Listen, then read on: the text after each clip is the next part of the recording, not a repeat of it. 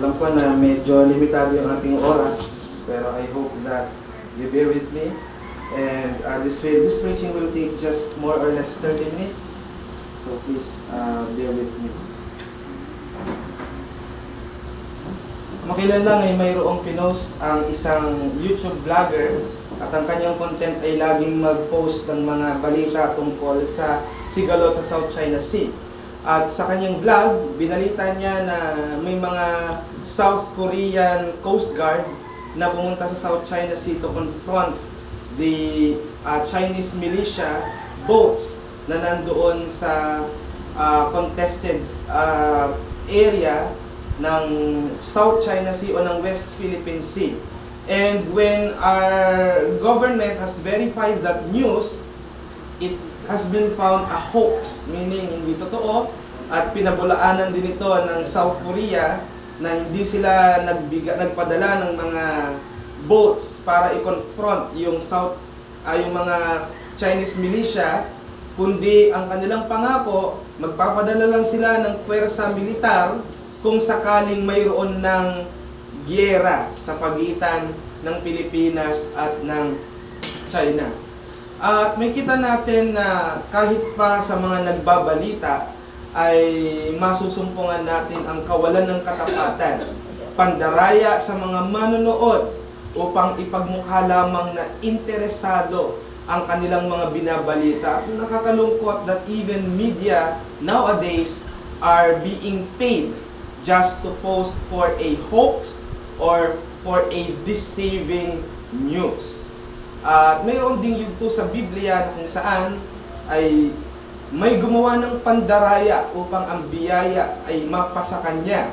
At may kita natin na sa pandarayang ito, tumugon ng Diyos ng pagbibiyaya kahit hindi nararapat. At kung aking tatanawin yan, tayo bilang mga nakatanggap at nasumpungan ng biyaya ng Diyos, hindi rin nararapat. Ngunit ang layunin ng Diyos sa kanyang pagliligtas na alam nating ito ay itinakdapan ng una ay magaganap kahit pa tayo ay nasa gawang pandaraya.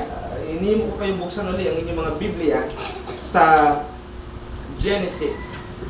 Binasa na po yung text natin, kaya babasa lang ako ng portion on which dito magko-concentrate yung ating pag-aaral sa umagang ito. Let's open our Bible in Genesis chapter 27, verse 6 to 13. Genesis chapter 27, verses 6 to 13. I'll be reading this from the King James Version. And Rebekah spake unto Jacob her son, saying, Behold, I heard thy father speak unto Esau thy brother, saying, Bring me venison, and make me savory meat, that I may eat, and bless thee before the Lord before my death. Now therefore, my son, obey my voice according to that which I command thee. Go now to the flock, and fetch me from thence 2 good kids of the goats, and I will make them savory meat for thy father, such as he loveth.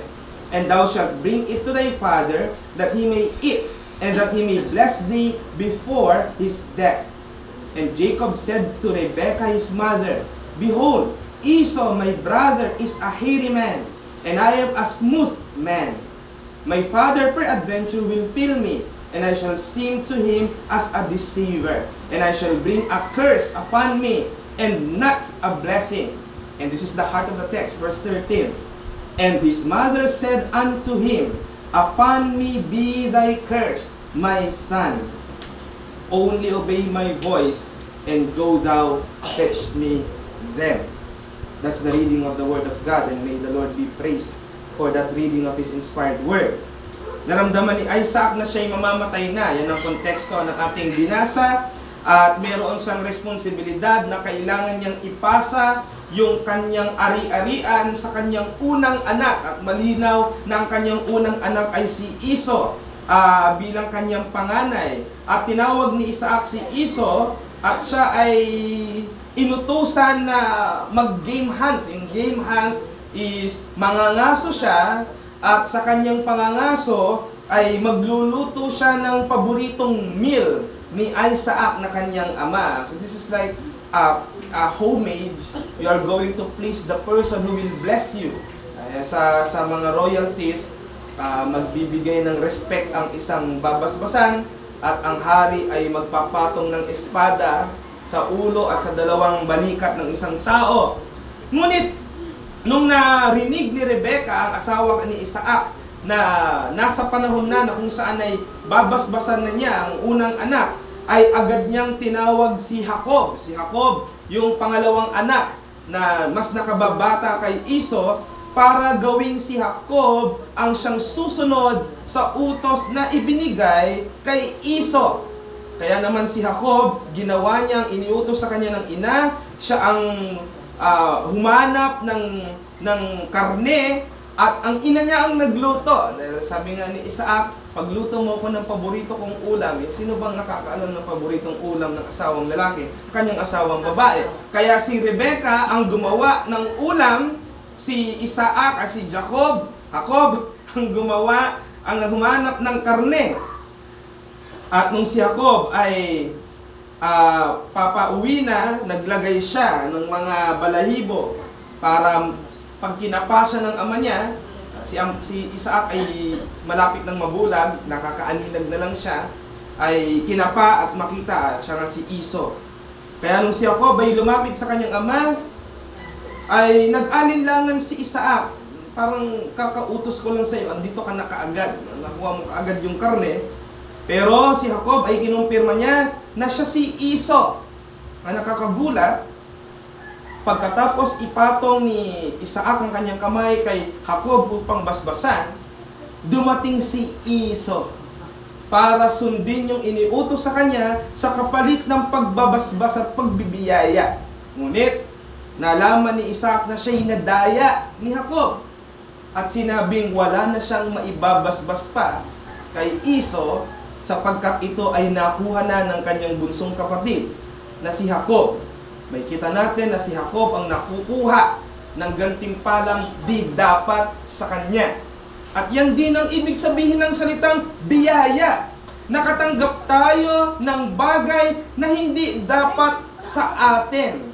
At yan ang bagay na may pagkukumpara natin o maihahalin tulad sa kalagayan ni Jacob na nandaya sa kalagayan mo at ko na hindi naman nararapat bigyan ng biyaya ng Diyos, ngunit nasumpungan natin ito sa ating Panginoong Hesukristo.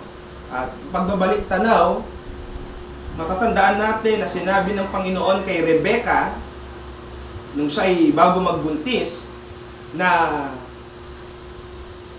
gagawing Panginoon ng bunso kaysa sa panganay. Gagawing ang bunsong Panginoon ng panganay. Kaya nung si Iso ay bumalik, ang sinabi ni Isaac, ginawa ko na si Jacob na Panginoon mo. At dito nagkaroon ng katuparan yung propesiya na mismong ang Diyos ang nagpahayag kay Rebecca. Dito natin makikita ang kumpirmasyon ng isang mahalagang doktrina ng Biblia, ang doktrina ng pagpili. Kapag ninais ng Diyos na gawin ang isang bagay, kahit pa sumasalungat dito ang mga kalooban at pagpapasya ng tao, magaganap ito sapagkat ang Diyos ay makapangyarihan. At yan ang makikita nating katuparan na naganap sa engkwentrong ito ni Isaac, ni Jacob, at ni Iso, at ni Rebecca. Pag pinipreach ito, ang binibigyan ng importansya yung ginawang pandaraya ni Jacob. Pero ang bibigyan natin ng importansya ngayon, yung pag-ako ni Rebecca ng sumpa. Sabi ni Jacob, paano pag nahuli ako na nandaraya sa ama ko? Imbis na biyayang ibigay sa akin, sumpa ang ibibigay sa akin ng ama ko. At may kita natin sa talatang 13 ang napakagandang reply ni Rebecca. Let be the curse be upon me. Hayaan mo nang sa akin ibigay ang parusa o ang sumpa. Gawin mo lang ang pinaggagawa ko. Bigyan ko kayo ng isang maikling mensahe tungkol dyan para sa umagang ito. God's grace is received despite of our deceitfulness. Because God or because of Christ's voluntary taking of curse from God. Ulitin ko po sa Tagalog, ang biyaya ng Diyos ay natatanggap sa kabila ng ating pandaraya dahil sa voluntaryong pag-ako ni Kristo ng sumpang mula sa Diyos. Dalawang punto ang tingnan natin. The sacrifice to be made. Yung sakripisyong ginawa upang ito'y may sakatuparan. Ikalawa, the triumph of predestination or ang pagtatagumpay ng pagpili ng Diyos. Unahin natin yung the sacrifice to be made. Plano ni Rebecca na dayain yung proseso. Siya yung mastermind ng istorya. Hindi si Jacob ang nag-isip nito. Siya'y napag-utusan lamang. Kaya ang mastermind, siya yung laging may greater punishment. Kahit sa batas, ganyan. Pag connivance kayo, iba yung parusa sa mastermind, iba yung parusa sa nakisali o nakisangkot lang. At dito malinaw na may connivance na naganap kay Jacob at kay Rebecca. Ngunit si Rebecca ang ulo ng planong ito. Siya ang nag-utos kay Jacob at ang kanyang pag-utos kay Jacob is by imposing her authority. I am your mother. Kaya may kita mo na may pagpipilit dito at si Jacob ay nawalan ng kakayanang magrason sapagkat siya ay hinainan ng otoridad ng kanyang ina. Ganun naman, lalo na sa ating mga Tagalog, sa mga taga-Calabarzon, meron tayong matinding pagrespeto sa magulang. Kaya kahit may katwiran ka, itiko mo yung bibig mo. Kapag ang nanay at tatay mo ay pinagsasabihan ka. Sa ibang kultura, hindi ganyan. Nandiyan pa yung... Di ko sinabing, panganak mo ako. Diba? May mga ganyang kawalang respeto. Pero tayo bilang mga Tagalog, mayroong malaking pagrespeto dyan. Ginamit ni Rebecca yung kanyang authority, verse 13, kaya ginawa ni Jacob kung ano yung sinabi ng kanyang ina, bilang pagsunod. Kaya yung ginawa ni Jacob, hindi yun based sa text, hindi yun based sa kanyang kagustuhan. Pero mamaya, papakita ko sa inyo, di ba nga may nangyaring pangalawang pandaraya ni Jacob to eh. Ang unang pandaraya niya ay yung sinatisfy niya yung gutom nung kapatid niya at ang kapalit, bigay mo sa akin yung birthright. Yun yung una yung pandaraya. Doon sa context na yon, makikita mong may pagnanasa siya doon sa biyaya. Ngunit dito, may kita natin ang may pagnanasa si Rebecca para sa kanyang anak. At may kita natin si Jacob ay walang pagnanasa sapagkat nagrason siya sa kanyang ina. Nagrason muna siya. At nung ang ina niya ay inimpose yung kanyang authority over Jacob, ay sumunod si Jacob alang-alang sa kanyang ina. Si Rebecca, bagamat alam niyang mali ito, kanyang gagawin, pero ginawa niya ito para sa kabutihan ni Jacob. Dito may sin of favoritism. Magulang ka at meron kang pinapaborang anak. Si Isaac, ang pinapaboran niya, yung panganay, si Iso. Ang ina, ang pinapaboran niya, yung bunso, si Jacob. At dito, may mas advantage si Rebecca dahil si Rebecca ang nakakakita. Si Isaac ay nabubulag na. Kaya nasamantala ito at ginamit upang maging paraan ng pandaraya. Sa mga national achievement test na ginagawa sa mababa at mataas na paaralan, pumipili randomly ng estudyanteng palalahukin sa national achievement test. Yan ay naranasan namin. Alam niyo ba na may mga pagkakataon na kung hindi naman kilala yung tao, pinapalitan ito ng eskwelahan at sinasabihan, kunyari ikaw si ganito. Yung taong napili, siya yung magte-test sa pangalan nung napili. Sa kagustuhang mataas ang marka, Minsan naman kasi talaga may napipili, ito yung pinaka-list, no? Pagdating sa academic excellence. Kaya pinapalitan at siya yung pinapagawa nung dapat ay gawin nung napili. Kaya pinapasuot sa kanya yung ID, yung control number, pinapakabisa sa kanya, and everything just to be the person chosen. Alam ng eskwelahan na ang resulta ng exam ay mas importante kaysa sa identity ng taong nagsulit.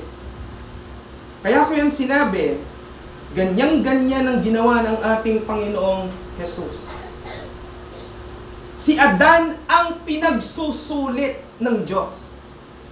Ibinigay ang covenant of works kay Adam to obey. Adan, this is what you're going to do for you to be able to remain in my peace.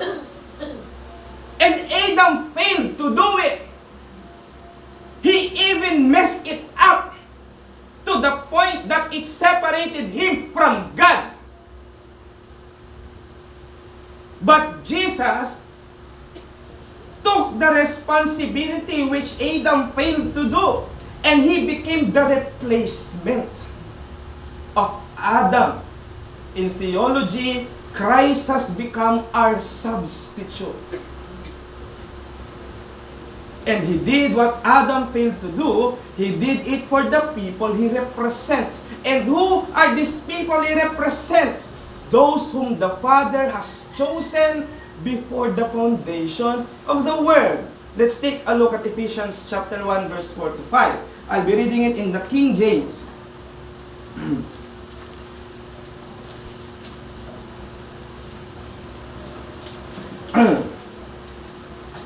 The general epistle of Paul to Ephesians chapter 1 verse 4 to 5. According as he hath chosen us before the foundation of the world, that we should be holy and without blame before him. In love, having predestined us unto the adoption of children by Jesus Christ to himself, according to the good pleasure of his will. Verse 7. In whom, that is Christ, in whom we have redemption through his blood, the forgiveness of sins, according to the riches of his grace. So this is the emphasis of what Jesus has done for the elect people. Na si Jesus, bagamat wala siyang responsibilidad na makialam sa buhay natin. Walang responsibilidad si Jesus na magligtas. Wala. We don't call what Jesus has done a responsibility. We call it a voluntary. Everything that Jesus has done on the cross is voluntary. Even his death is voluntary. But still, he has taken the sacrifice by putting the curse to himself. This is what Rebecca has done. Nananahimik si Rebecca, sick siya. Hindi niya kailangan ng blessing dahil asawa siya ng mayaman. Ngunit, tinaya niya yung kanyang buhay na maaaring maglagay sa kanya sa kapahamakan para sa kabutihan ng isang taong hindi deserving. Kaya ang sabi niya, kung nag-aalala ka sa curse, let that curse be upon me. Just obey what I said to you. Jesus said,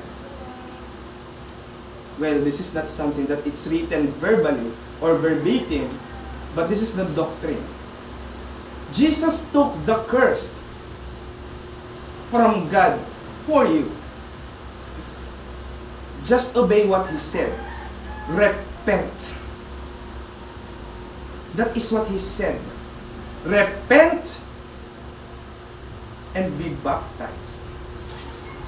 Let's relate it to the topic of Sunday school. Bakit po dapat akong magpabautismo? Because someone has washed my sins away. And that is the blood of the Lamb of God. Sabi nga ng kanta, Kordero ng Diyos na nag-aalis ng lahat ng kasalanan ng sanlibutan. Yan ay totoo. Ang Kordero ng Diyos na si Kristo ang nag-aalis ng kasalanan ng sanlibutan. Kaya ano ang aral na dapat nating makita dyan? Bagamat may pandarayang naganap sa bahagi ni Rebecca at ni Isaac, pero tatandaan nyo, sino ba ang nagbenta ng birthright? Hindi ba si Esau? At kinikilala ng Diyos ang sumpaang nagaganap sa lupa. Tatandaan niyo po iyan. Kung kayo ay mayroong mga asawa, sumumpa kayo sa harapan ng ministro at ng Diyos na hanggang malagutan kayo ng hininga, magsasama kayo. Kinikilala yan ng Diyos. Divorce is permitted, but divorce is hated by God. Remember that. Even in our engagement, even in our baptism, we promise that we will be faithful until the Lord's return. Honor that because God honors it. May mga passage na later on, by God willing, makikita natin na sisingilin na ng Diyos si Jacob sa kanyang mga pangako sa Bethel, pero malayo pa tayo dyan. Narito pa lang tayo sa nag-aagawan sila ng mana. Dito nakuha ni Jacob ang dapat ay kay Esau. Kinuha ni Jesus ang dapat hindi kanya. Alin yon? Yung sumpa. At binigay niya sa atin ang dapat na hindi sa atin. Yan ang kagandahan ng krus ng ating Panginoong Jesucristo. Yan ang kagandahan ng sakripisyong minsan niyang ginawa. Kalawang punto, yung pagkatagumpay ng kanyang pagpili. In verse 37, you will see there the declaration of Jacob's possession of blessing. Binibless niya na si Jacob. Bumalik si Jacob. Father, I'm here. Sabi ng tatay niya, ikaw ba talaga yan? Ba't ang bilis-bilis mong dumating? Kakautos ko lang sa'yo. Na naman siguro maghahunt ka at yung hinahunt mo ang mismong magbo-volunteer. Panain mo na ako. Eh, siyempre magkahabol lang kayo, magtatago siya, abulin mo siya, gagawa ka ng mga technique. Pero despite of that, Isaac blessed Jacob hindi sa kanyang pagiging firstborn. Kasi ang requirement, dapat firstborn ka. Dalawa, formal kang na-blessed. Pero si Jacob, binless siya ni Isaac. Hindi dahil sa pagiging firstborn, kundi saan? Sa perfect obedience niya. Tandaan nyo, nung sinabi ni Jacob ay ni Isaac yung kanyang condition bago i-bless si Esau, condition yun. Bago kita i-bless, gawin mo to. Humanap ka ng paborito kong karne, lutuin mo ang paborito kong ulam, ipakain mo sa akin, tsaka kita i-bless. So that instruction is a command, prerequisite to blessing. Kailangan mo nang gawin, hindi pwedeng sabihin ng inutusan, tsaka na yan, bless mo muna ako. Kundi, reversed. Gawin mo ang iniuutos ko, ibe-bless kita. So when Jacob did what Esau is supposed to do, regardless if he is not the firstborn, it has been accepted by Isaac not because he is the rightful heir, but because he obeyed it perfectly. Ganyan ang kondisyon. Sumunod. Dahil wala naman talaga sa ating nararapa. At tandaan natin na si Rebecca ang gumawa ng requested beloved food. Pre, sabi ko nga, sino bang nakakaalam ng paboritong ulam ng partner niya? Hindi yung asawa niya. Kaya ang asawa rin niyang makakaalam ng tamang timpla na gusto ng asawa niya. Sinamantala ni Rebecca yon, alang-alang kay Jacob. Ito ang gusto ng asawa ko, gagawin ko to para kay Jacob. Alam ni Rebecca kung ano yung pleasing kay Isaac, kaya ginawa niya ito para kalugdan ni Isaac si Jacob. Para ma-please niya si Jacob. At ang role na pinlay ni Jacob dito is that he just did what he was told him to do. Without any further question. Ang point dito, kung meron mang pinaka nakakaalam kung ano ang pleasing sa God the Father, it is His only Son, Jesus Christ. So Jesus Christ did that which is most pleasing to His Father. And what Jesus has done that gave the most pleasure for God, He appeased God's wrath. Tinanggal niya ang galit sa Diyos sa pamamagitan ng pag-ako ng kanyang sumpa na dapat ay sa makasalanan. Kaya mga kapatid, mahalin natin ang bugtong na anak ng Diyos na si Kristo, sapagkat ito nga yung kanto term or layman's term, sinugal niya ang buhay niya para sa iyo. Sabi nga ng dating pastor, dito, si Kristo ay naging pati-patok panabla. Alam niyo yung pati? Pag nagte-text, bibigay lahat ng kanyang tawag text, yun na yung taya niya. Pati-pato at panabla. Pati yung pinangtira, di ba, tatlo yung tinitira? Sa mga nakakaalam ng text, tatlo yun eh. Yung nasa gitna, panabla yun. Pantabla. Yung dalawa, yun yung naglalaban. Yun yung kailangan mag-match. Or, nalimutan ko na yung makinarya nun eh. Pero meron doon. Big sabihin, pati yun, yung pinangpapato, di ba? Yung panabla, pati yung taya, kasama yon. Pag natalo siya, iyon na yung lahat. Ang kagandahan sa ginawa ng ating Panginoon nang tinaya niya ang kanyang sarili sa krus, nagtagumpay siya. At ano ang kapalit doon? Kaligtasan ng nating pinili. Kaya magalak ka, kapatid ko. Kung ikaw ay hindi ko pa kapatid, akuin mo ang ginawa ni Kristo sa krus na para sa iyo sa pamamagitan ng pagsisisi at pagsampalataya sa Kanya upang matamo mo yan. Meron isang group of explorer na nag-climb sa isang mountain at binigyan sila ng instruction ng local chief. Binigyan sila ng mapa, ito lang ang dadaanan nyo. Yan ang daan para makatagos kayo. Ngunit nung nasa kalagitnaan na sila ng kanilang destination, yung tinuturong daan na dapat nilang puntahan, mayroong nakaharang na river na rumaragasa. At nagsimula silang mag-question. Tama ba yung instruction dito? Tama ba na tatawirin natin itong river na to, hindi naman siya mukhang daan? At mayroong isang local na nandoon at nakialam, sabi niya, tuturo ko kayo sa shortcut na hindi nyo na kailangang tawirin yung rushing water na yan.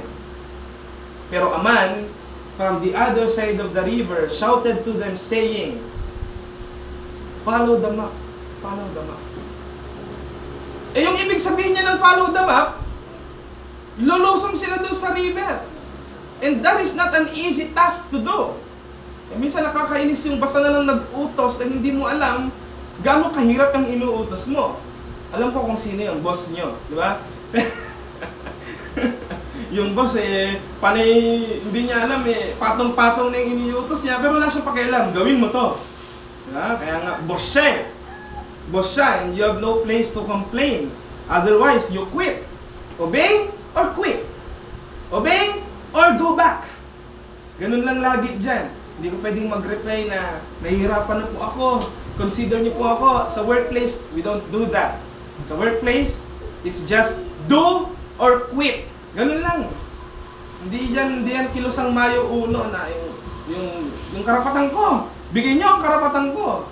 Eh, madaling sabihin ng kumpanyang mag-resign ka na, bayaran ka namin. Kesa ipagpili kami yung gusto mo. Meron sa aming nagtatag ng union, hindi naman nanalo. Kasi ano ba naman panama mo sa company?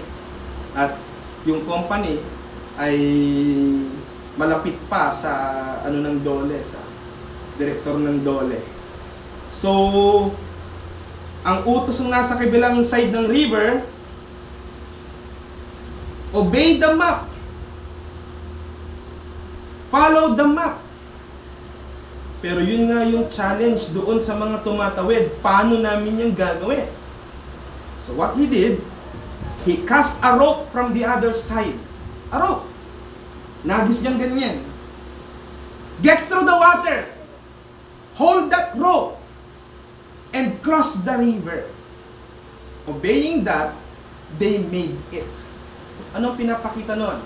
Tapos sabihin ko sa inyo, when you follow Christ, you will have rivers to cross to. There are times that following Christ costs you a lot. Kaya an example, imbis na yung pinampapamasahe mo, binili mong ticket sa cinema, nakapag-relax ka pa ng Sunday, at naging masaya ka. Pero you're spending it for transportation to go to a church far from your place. That's a sacrifice. That's a river to cross. And yet, that's the way it is. The reality of man's limitation. We have been given a command, but we fell short. But despite of that, we have been provided not an alternative way, the same way. The only way.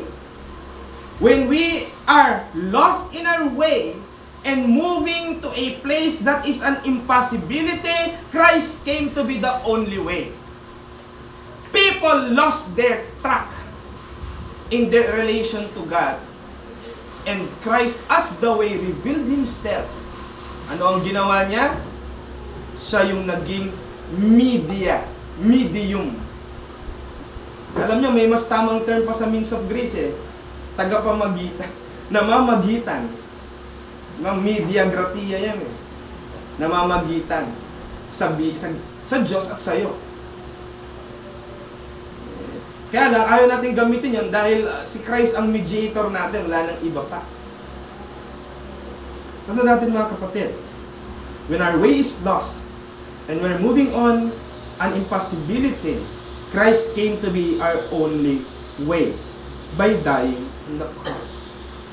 Yung connivance ni Jacob and Rebecca, yung deception na kanilang ginawa, bagamat masama, pero ito pala ay resulta ng itinakda ng Diyos. Ganyang kayaman ng Diyos, mga kapatid, sa kanyang pag-execute ng kanyang kapangyarihan. Kaya niyang i-convert ang evil to good. Again, kaya ng ating sovereign God i-convert ang evil to good. Pero next week, ang preaching ko naman, ang nasimulan ng evil, hindi pwedeng mag-end ng good. Pero sa part ng tao yun. Sa part ng Diyos, He can convert. Pero tayo, no. Pag nag-start ka ng mali, hindi ka magpapatuloy ng tama. Balik sa umpisa, gawin ng tama. At magtapos ng tama. Pero pwede, yung naumpisahan ng tama, nauwi ng mali. Ang tawag ng Bible doon, apostasy. Yung pwede yun. Pero yung nagsimula ng mali, naging tama, mali pa rin yun. Dapat maalis yun doon. Kaya mga kapatid, ang prinsipyo, dinadaya natin ng Diyos sa pagbida natin ng ating mga mabubuting gawa. Ito yung mga taong naniniwala sa salvation by works. Dinadaya nila ang Diyos na ang kanilang ginagawa ay nagbibigay ng karapatan sa kanila para maging karapat dapat sa kapatawaran ng Diyos. Pero ang totoo, it is Christ's good work on the cross that pleased God to bless us with His saving grace.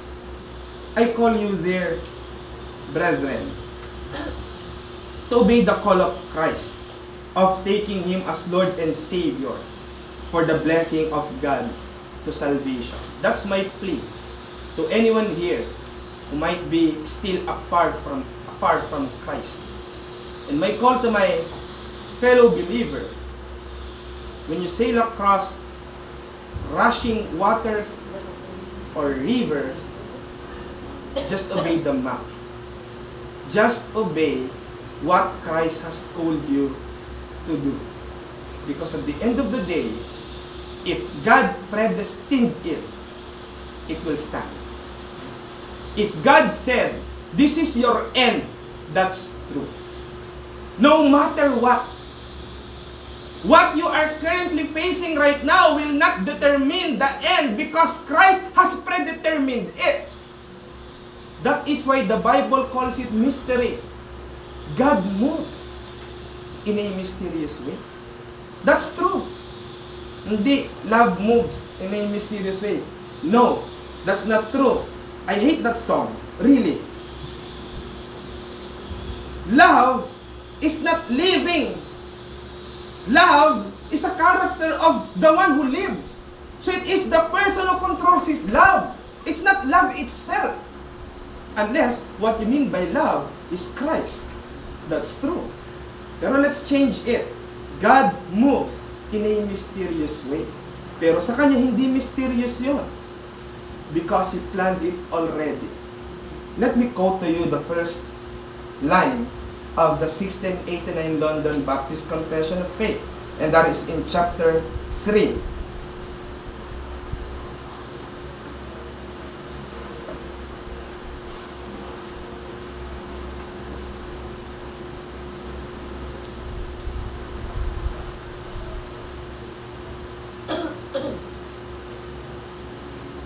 Tayo po ay humimlay sa magandang pangakong ito ng ating Panginoon na isinulat ng mga Baptist noong 1689. Kabanata 3, ang pagtatakda ng Diyos. Mula sa walang hanggang pasimula, itinakda ng Diyos ang lahat ng mangyayari sa lahat ng panahon. Ito ay kanyang ginawa na malaya at walang pagpapalit, na sinangguni lamang ang kanyang sariling marunong at banal na kalooban. Gayunpaman, hindi siyang mayakda ng kasalanan, ni naging bahagi nito sa anumang paraan. Hindi rin niya ninabag ang kalooban ng alinmang nilikha, ni isinaisang tabi ang likas na kalayaan ng ikalawang sanhi. Bagkus ang mga ito ay itinatagpanga. Sa lahat ng ito, ang kanyang ganap na karunungan, kapangyarihan at katapatan ay nakikita sa pagkakasuktuparan ng kanyang mga itinakda. Pag may ginusto ang Diyos, hindi niya pakikialaman ng will ng tao, pero mangyayari yon. Bakit nangyari yon? Kasi nga, sovereign siya. That's it. If your mind cannot comprehend it, remember that we are talking about God. And when we are talking about God, our finiteness as man will be revealed. When we are talking about God, we will run out of logic. But not because our logic cannot attain that lofty idea about God, mean that He's not true. No. It just reveals that understanding God is beyond logic. It's beyond logic. It's your faithfulness to the Word that is required. Even if our human understanding cannot explain it, kagaya ng sinabi ni Rebecca kay Jacob, just do. At ang call ko sa inyo, even if you cannot comprehend it fully, you cannot explain it by means of logic, just believe. That is what it means to be in the faith. We will respond to a great hymn called I Sing the Mighty Power of God. This is a very good Reformed hymn. Na diyan madedeclare na ang inaawit natin ay hindi tungkol sa Diyos na naaantig sa atin o naaawa sa atin, kundi ang Diyos na makapangyarihan at gumagawa ng lahat ng bagay ayon sa dikta ng kanyang pagkasoberano. Let's stand up and sing that hymn for the glory of God. Let's go to the Lord in prayer. Maraming Diyos na makapangyarihan, salamat po sa iyong soberanya, sa pagpili sa amin, bagamat hindi kami nararapat, nakatanggap kami ng biyaya na kung saan ay hindi nararapat sa amin. Ito ay dahil sa voluntaryong pagkasakripisyo ni Jesucristo sa krus, at nang dahil dyan nakatamo kami ng biyaya ng kaligtasan. Huwag nawa namin ito ipaghambog, kundi maging humility namin upang ang krus ng aming Panginoong Kristo ay may pahayag din po namin sa maraming tao. Kung kami nga na makasalanan ay naligtas, ito rin ay posible sa mga tao na kung saan ay nakakasalamuha namin. Kaya nawa Panginoon, huwag kami pigilan ng doktrina ng pagpili upang magayad, kundi maging motibasyon namin ito dahil tiyak ang kaligtasan na binigay mo sa iyong mga hinirang. Kami ay mangangaral sa kadahilanang marami kang mga pinili na hindi pa nakakasumpong sa Ebanghelyo. At gamitin mo nawa kami, Panginoon, upang maging daluyan ng iyong salita para sa mga tao sa kanilang kaligtasan. Maraming salamat po, Ama. At nawa ang mensaheng ito ay magbuo ng pananampalataya sa mga taong nakikinig na wala pang pakikipag-ugnayan sa aming Panginoong Kristo. At patawarin mo kami sa aming paglapastangan. Patawarin mo kami sa mga kasalanan namin. Sa pag-attempt namin na kaya naming suklian ng mabuting gawa ang grasya mo na kung saan ginawa na ng libre dahil sa Panginoong Kristo. Nawa Panginoon, manatili kaming mga Kristiyanong naniniwala sa sovereign grace sapagkat ito ang ultimate comfort po namin sa pamumuhay namin bilang mga nakatanggap ng biyaya ng aming Panginoong Kristo. Ang lahat ng ito ay aming samot dalangin sa pangalan ng Panginoong Jesus. Amen.